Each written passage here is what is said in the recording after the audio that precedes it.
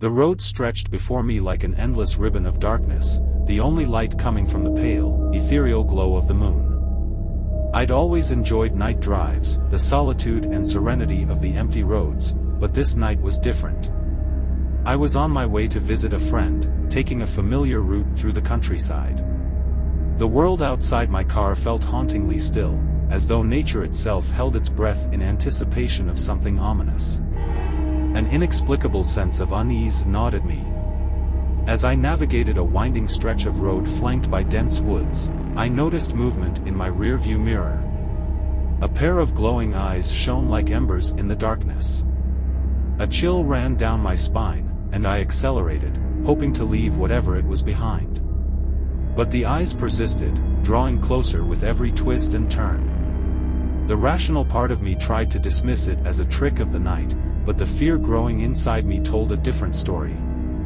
I reached for my phone to call my friend, hoping to find solace in conversation. As the ringtone echoed in the car, I glanced back to see the eyes had drawn impossibly close, their malevolent gaze boring into my soul. "Hello?" My friend's voice crackled through the phone, but I could barely respond.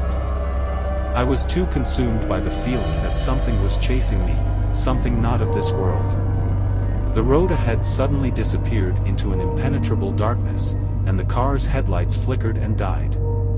Panic coursed through me as I veered to the side of the road, my heart pounding like a drum. With trembling hands, I tried to restart the engine, but it refused to respond. The air grew cold, and an unsettling silence enveloped the car.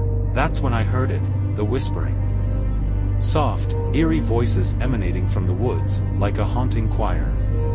The voices grew louder, their words incomprehensible, filled with malevolence. The car's interior began to vibrate, and I could see my own breath, even though the windows were tightly shut. I was trapped in a nightmarish world, an isolated pocket of darkness and despair. The malevolent presence was so close now that I could feel its frigid breath against my neck. The eyes in the rearview mirror were no longer mere reflections. They had materialized into something indescribable, something horrific.